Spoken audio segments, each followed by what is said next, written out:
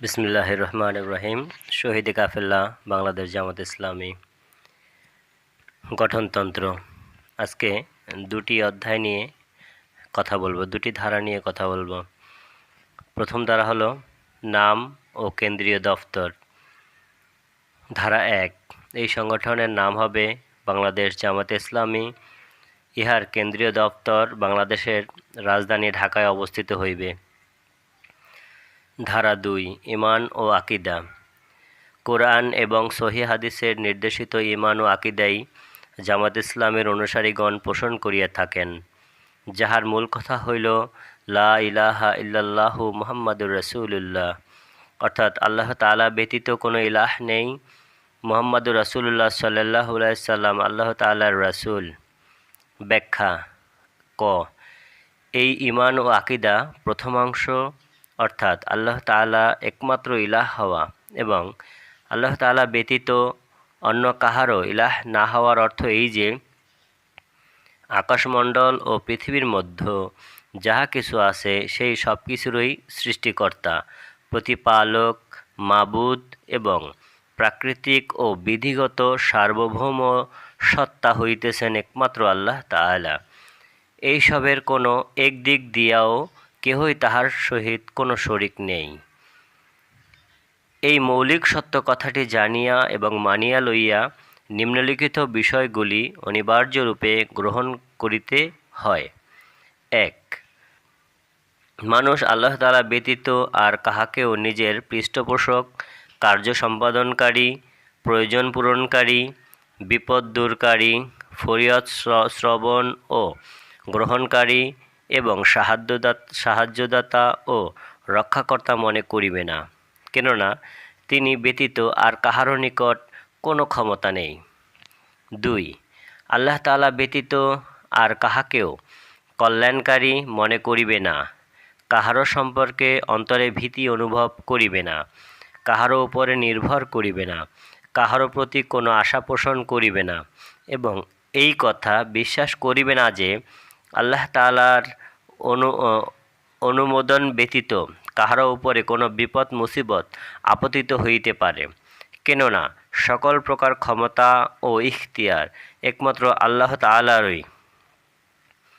3, আল্লাহ তাআলা ব্যতীত আর কাহারও নিকট দোয়া ও প্রার্থনা করিবে না, কাহারও নিকট আশ্রয় খুঁজিবে না, কাহাকেও সাহায্যের জন্য ডাকিবে না এবং আল্লাহ তাআলার ব্যবস্থাপনায় কাহাকেও এতখানি প্রভাবশালী বা শক্তিমান মনে করিবে না। তাহার সুপারিশ আল্লাহ তাআলা ফয়সালা পরিবর্তন করিতে বাধ্য, কেননা তাহার রাজ্যে সকলেই ক্ষমতাহীন প্রজামাত্র।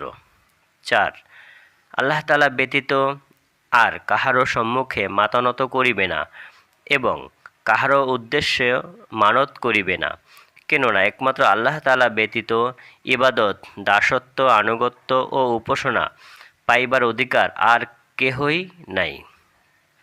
5, আল্লাহ তাআলা ব্যতীত অপর কাহাকেও বাদশাহ, রাজাধিরাজ ও সার্বভৌম ক্ষমতার মালিক মানিয়া লইবে না, কাহাকেও নিজস্বভাবে আদেশ ও নিষেধ করিবার অধিকারী মনে করিবে না, কেননা স্বীয় সমগ্র রাজ্যের নিরঙ্কুশ মালিকানা ও সৃষ্টিলোকের সার্বভৌমত্বের অধিকার আল্লাহ তাআলা ব্যতীত অপর কাহারও নেই। উপরোক্ত ঈমান ও আকীদা অনুযায়ী নিম্নলিখিত বিষয়গুলি মানিয়া লওয়া আবশ্যক। 1, মানুষ স্বীয় স্বাধীন ইচ্ছা ও আজাদী কুরবানি করিবে, নফসের ইচ্ছা বাসনার দাসত্ব পরিত্যাগ করিবে এবং যে আল্লাহ তাআলাকে ইলাহ মানিয়া লইয়াছে একনিষ্ঠভাবে একমাত্র তাহারই বান্দা ও দাস হইয়া জীবনযাপন করিবে। 2, নিজেকে কোনো কিছুরই স্বাধীন ইচ্ছাসম্পন্ন মালিক মনে করিবে না, বরং স্বীয় জীবন, অঙ্গ প্রত্যঙ্গ, মানসিক ও দৈহিক শক্তি তথা সব কিছুকে আল্লাহ তাআলার মালিকানাধীন ও তাহার নিকট হইতে প্রাপ্ত আমানত মনে করিবে। 3, নিজেকে আল্লাহ তাআলার নিকট দায়ী ও জবাবদিহি করিতে বাধ্য মনে করিবে। শক্তি সামর্থ্যর ব্যবহার ও স্বীয় আচরণ ও ক্ষমতা প্রয়োগ সব সময় সত্যের প্রতি লক্ষ্য রাখিবে যে পরকালে আল্লাহ তাআলার সম্মুখে এইসব বিষয়ের হিসাব অবশ্যই দিতে হবে। 4.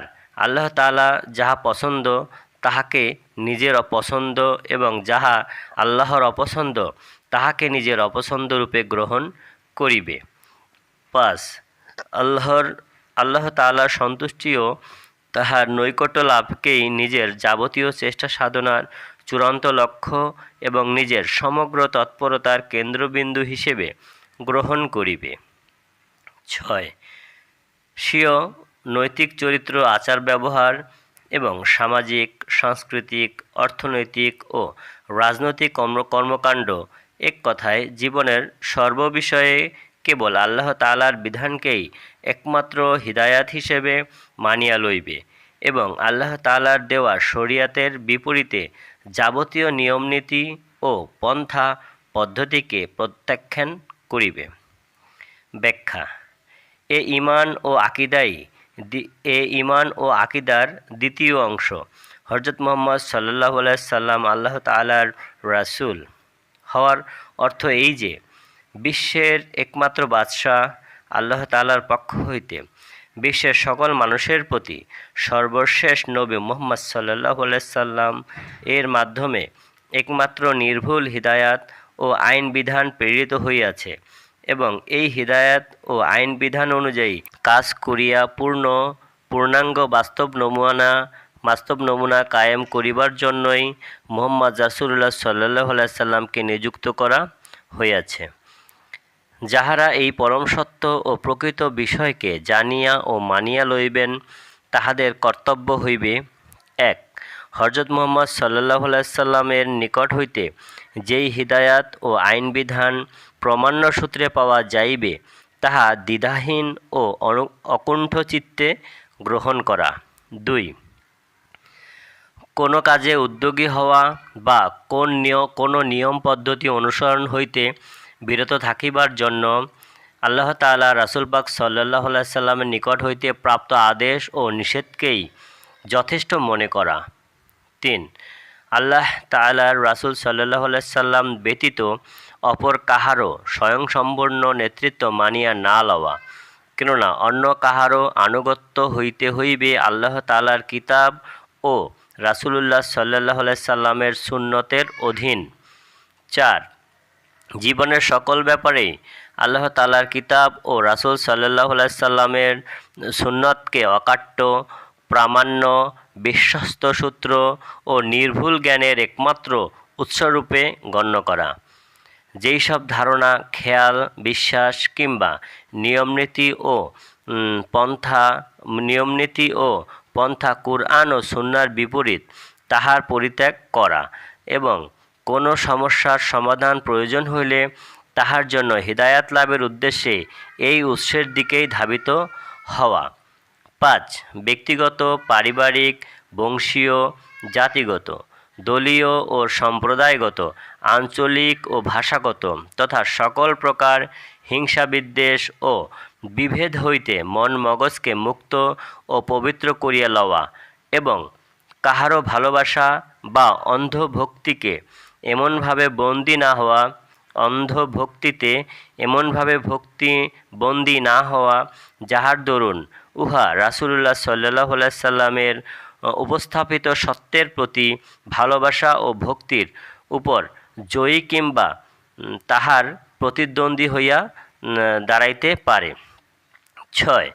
মুহাম্মদ রাসূলুল্লাহ সাল্লাল্লাহু আলাইহি সাল্লাম এর জীবন চরিতকে কুরআনের বাস্তব ব্যাখ্যা এবং উহাকে সকল প্রকারের সত্যের একমাত্র মাপকাঠি হিসেবে মানিয়া লওয়া।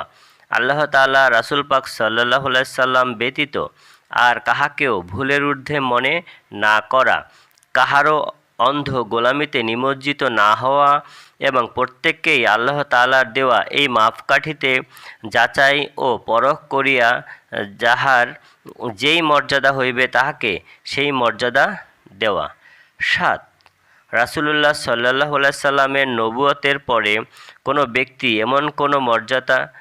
ব্যক্তির এমন কোনো মর্যাদা মানিয়া না লওয়া, যাহার আনুগত্য করা বা না করার ভিত্তিতে ঈমান ও কুফরের সম্পর্কে ফয়সালা হইতে পারে। সম্মানিত ভাইয়েরা, আজকে আমরা বাংলাদেশ জামাত ইসলামীর গঠনতন্ত্রের প্রথম এবং দ্বিতীয় ধারা, 1 থেকে দ্বিতীয় ধারা পর্যন্ত আলোচনা করলাম। ইনশাআল্লাহ আমরা যথারীতি এই গঠনতন্ত্রের প্রতিটি ধারা আপনাদের সামনে একের পর এক পেশ করব ইনশাআল্লাহ। আপনারা যারা এই ভিডিওটি শুনবেন তারা অবশ্যই ভিডিওটি শেয়ার করবেন, অপরের কাছে পৌঁছে দিবেন। আল্লাহ তাআলা আমাদের সবাইকে আমল করার তৌফিক দান করুক। আসসালামু আলাইকুম ওয়া রাহমাতুল্লাহি ওয়া বারাকাতুহু।